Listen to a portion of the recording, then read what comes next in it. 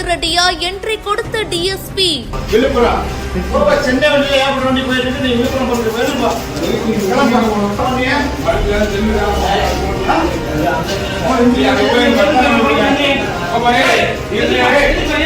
குற்ற சம்பவங்களை தடுக்கும் நோக்கில் சாதாரண பயணி போல ஆய்வு.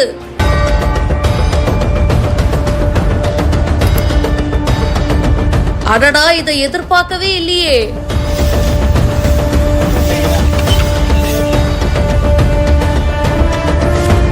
திண்டுக்கல் பஸ் ஸ்டாண்ட் அதை சுற்றியுள்ள பகுதியில குற்ற சம்பவம், கள்ளச்சந்தையில மது விற்பனை, போதைப் பொருட்கள் நடமாட்டம் இதெல்லாம் இருக்கா அப்படின்னு சாதாரண பயணிகள் மாதிரி டிஎஸ்பி அவர்கள் ஆய்வுல ஈடுபட்டிருக்காங்க.